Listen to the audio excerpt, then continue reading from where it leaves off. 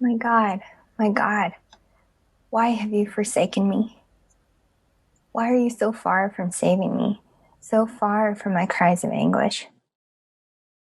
These were the words Jesus echoed as he hung on the cross 2,000 years ago.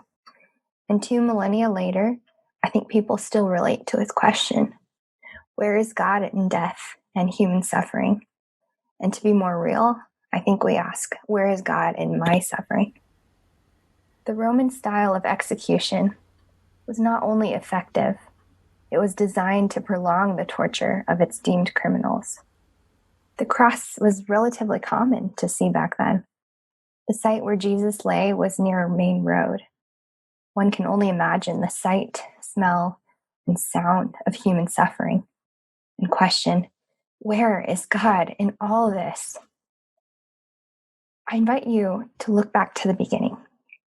Way back in the beginning of time, God created human beings in perfect paradise and set them in the middle of a garden full of fruit, beautiful trees. Out of the multitude of trees, there were two very important ones, the tree of the knowledge of good and evil and the tree of life.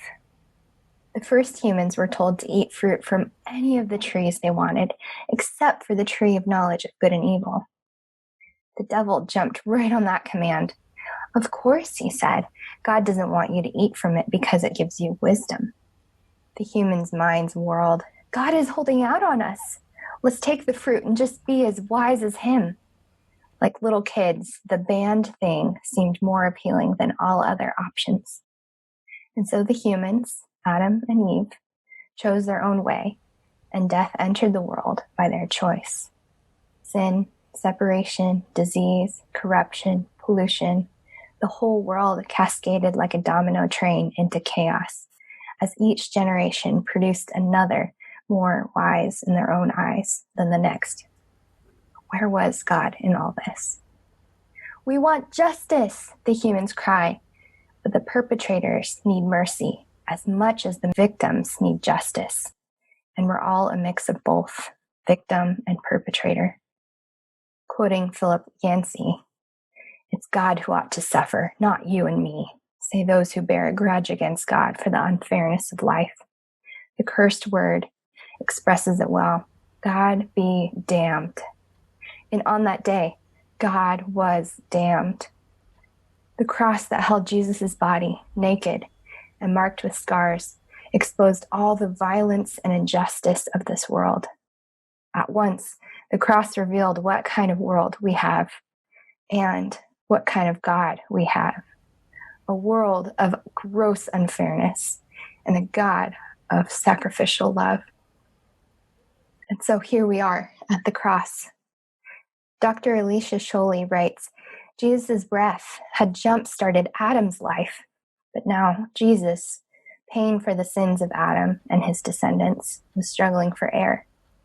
With bones nailed to the cross and blood pouring from his wound, the author of life, through whom all things were created, was dying.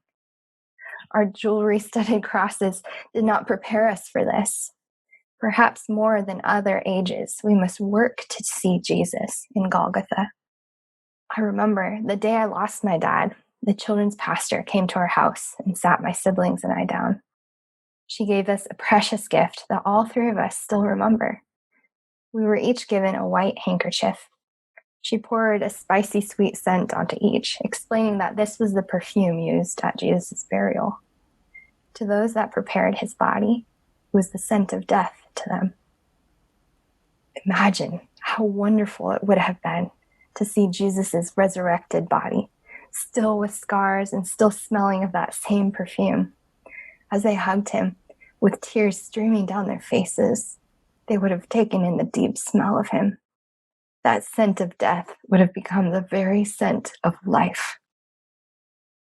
Charles Spurgeon once preached, "My dear friends, you will never see the tree of life aright unless you first look at the cross."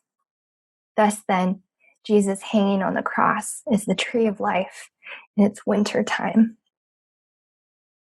Wait, the tree of life? Ah, yes, that other very important tree in the garden.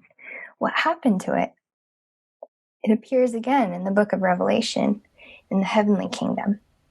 We're told that it's huge. It spans the width of a river that flows from God's own throne, and its leaves are for the healing of the nations.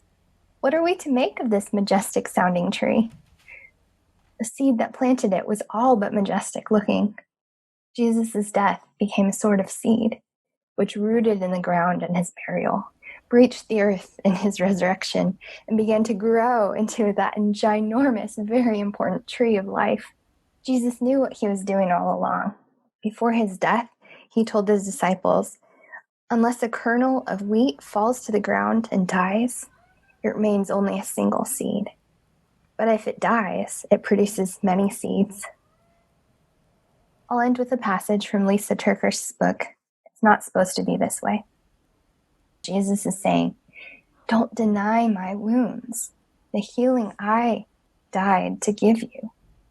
Eve turned to the wrong tree and received death. Jesus says, I hung on a tree to bring you back to life. I'm the fulfillment of your longing. I am the tree of life." Your life may be dark today, but make no mistake, there's a powerful work happening. Jesus is in the process of turning your hurt into his wisdom. And this wisdom will be life. Jesus is saying to us, nothing you desire compares to this wisdom. I will turn your pain to peace. I will turn your heartbreak into honor, and it will be worth it. John 10:10 says, "The thief comes only to steal and kill and destroy. I have come that they may have life and have it to the full."